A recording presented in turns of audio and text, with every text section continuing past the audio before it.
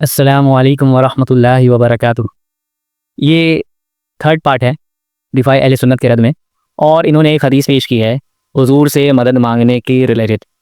इस हदीस में हम लोग देखते हैं कि एक कैफियत तारी हो गई थी किसी इंसान पे, तो उन्होंने कब्र पर अपना चेहरा रगड़ा तो वो ठीक हो गया। और जो वो कहते हैं कि जब भी ऐसा कुछ होता है तो मैं कब्र से मदद मांगता हूँ। ठीक है, अब देखिए ये जो हदीस है ये ज़ईफ़ हदीस है। कैसे? इसमें एक रावी है इस्माइल बिन याकूब अत-तैमी। अब इस्माइल बिन याकूब के बारे में इमाम ज़हाबी लिखते हैं कि अबू हातिम रहिमहुल्लाह ने इसे ज़ईफ़ करार दिया है।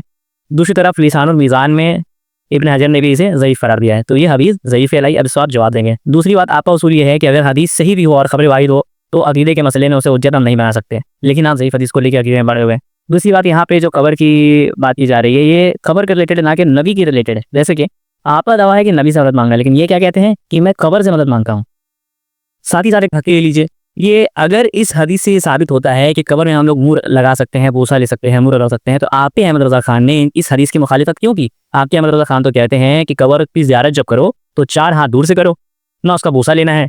इन सारी चीज़ों को अगर हम साइड कर दें, फिर भी अगर आप ज़बरदस्ती भी बनवाना चाहें तब भी आपके अकीदे के खिलाफ ही जाएगी।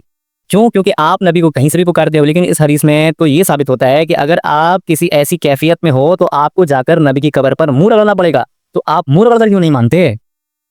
आप दूर से क्यों मांगते हैं? अब आते हैं दूसरी हदीस पर। देखिए जो दूसरी हदीस इन्होंने पेश की है, इस हदीस में जितने भी रावी हैं वो सारे मजहूल है। उनकी अदना से अदना तौसीक किसी भी मुहद्दिस ने नहीं की है। आपको मुहद्दिसीन से इन रावियों पर तौसीक दिखानी पड़ेगी, तब जाकर इन्हें आप पेश कर सकते हैं।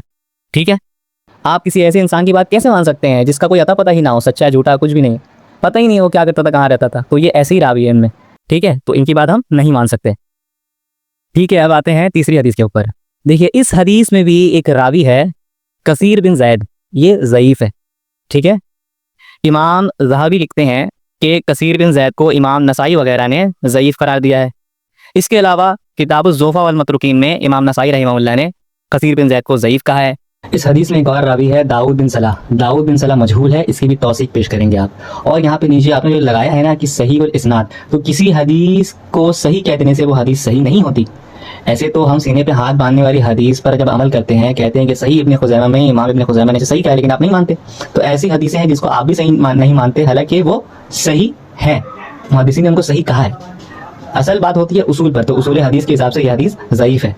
ठीक है, और आपके घर का ही ये हवाला मैं पेश कर रहा हूँ आपके सामने, जहाँ पे आपके ही अकाबिर कहते हैं कि किसी हदीस को सही कहने से वो सही नहीं हो जाती और ना ज़ईफ़ कहने से ज़ईफ़ हो जाती है।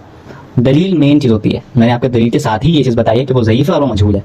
तो ये सनद जो है वो भी ज़ईफ़ कहलाई। तो ज़ईफ़ हदीस आप अकीदे में नहीं पेश कर सकते। आप तो अकीदे में सही हदीस भी नहीं पेश कर सकते, ज़ईफ़ पेश करने की जुर्रत कहाँ से हो गई आपकी?